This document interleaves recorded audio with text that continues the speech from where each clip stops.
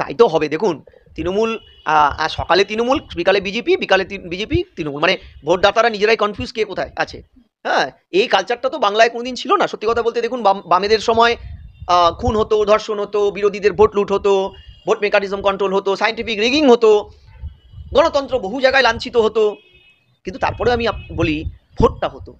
ভোটে জনগণ যাকে ভোট দিতেন, তিনি যে দলের প্রতীকে জিতেছেন, অন্তত 5টা বছর সেই দলের প্রতীকেই তিনি থাকতেন। এই দল বদলু, আয়ারাম গয়ারাম কালচারটা, এটা ছিল ইউপি গোবলয়ের কালচার। আমাদের এই বাংলায় এই কালচারটাকে তৃণমূল অ্যাডপ্ট করেছেন। আজকে যেই আয়ারাম গয়ারাম সংস্কৃতিটা 84 সালের সেই জল বদলু আইনটা রাজীব গান্ধী পাশ করার পরে গোবলয় বন্ধ হয়ে গেল, আজকে বাংলায় কিন্তু সেই আয়ারাম গয়ারাম সংস্কৃতিটা মাথার চারা দিয়ে আবার ভয়ানক রূপ নিল। এবং আমি আপনাকে বলছি যে অভিষেক যে কথাটা বলেছেন খুব একটা খারাপ বলেননি, কারণ বিজেপি বিরোধী হিসাবে এতটাই অকর্মণ্য এই মুহূর্তে যে আমি মাঝে মধ্যে ভুলে যাই জনগণ তাদের 2 কোটি সামথিং ভোট দিয়েছে শাসক দলের প্রায় কাছে পিঠে ভোট শতাংশে, পোস্ট হয়তো সিট হয়তো 77টা পেয়েছে। আমি বলছি তারা কি পজিটিভ আন্দোলনটা করেছে।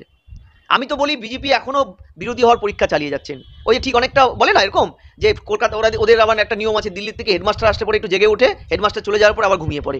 আচ্ছা, ওদের বিরোধী হওয়ার পলিসিটা কি? ওদের বিরোধী হওয়ার প্রথম পলিসিটা হচ্ছে হাইকোর্টের অর্ডার, যাকে ওরা শক্তিশাল ভাবে, আর কেন্দ্রীয় এজেন্সি তদন্ত, যেটাকে ওরা উৎস ভাবে।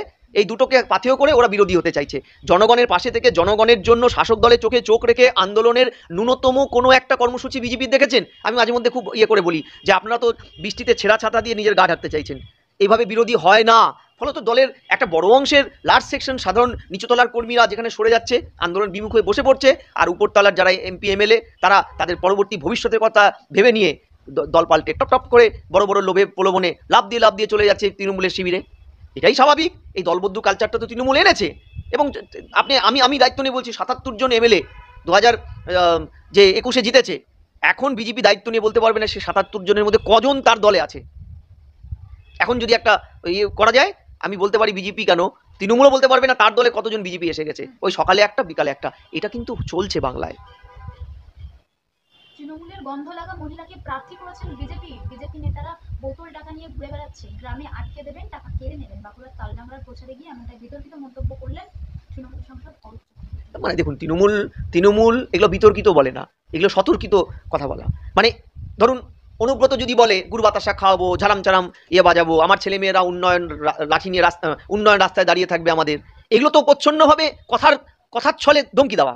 এই যে অরূপ চক্রবর্তী নব্য অনুব্রত, ওদিকে উদয়ন গুহ উত্তরে নব্য অনুব্রত, এই অনুব্রতরা এই ভোট মেশিনারিজটাকে ম্যানুপুলেট করে সন্ত্রাসের কথায়, ভাষা সন্ত্রাস মুখে বলছে, কিন্তু তুমি যা বোঝার বুঝে যাও। তুমি যদি গুড় বাতাসার থিওরিটা তুমি তোমার মতন করে বুঝে নাও, তাহলে তুমি বুঝতে পারবে উন্নয়ন কোন রাস্তায় দাঁড়িয়ে আছে। আমি বলছি এই যে ভয়ানক ঘুমকি তুমকি, আমি শাসক দলের ছেড়ে দিলাম, নির্বাচন কমিশন কোথায়? আর নির্বাচন আচরণবিধি তো চলছে, নির্বাচন কমিশন কেন পদক্ষেপ নিচ্ছে না? তালডাঙ্গায় যে মাননীয় সাংসদ, হাইয়েস্ট ল মেকার এই ধরনের কথা বলছে, নির্বাচন কমিশন কোথায়? তারা কি সাক্ষী গোপালের ভূমিকায়? তারা কি নাটক দেখছে? তারা কি পিকচার শেষ হওয়ার পরে কিছু লোক ভোট দিতে যেতে পারবে না, কিছু খুন হবে, যেটা এই রাজ্যে একটা ভবিতব্য সত্য, রক্তগঙ্গা বয়ে যাবে, তারপরে তারা একটা শোকজ লেটার দিয়ে ক্ষান্ত থাকবে? আমি বলছি এই যে নির্বাচন কমিশন এবং তাদের কেন্দ্রীয় বাহিনী, তারা কোথায়? এটাই এখন লাখ টাকার প্রশ্ন।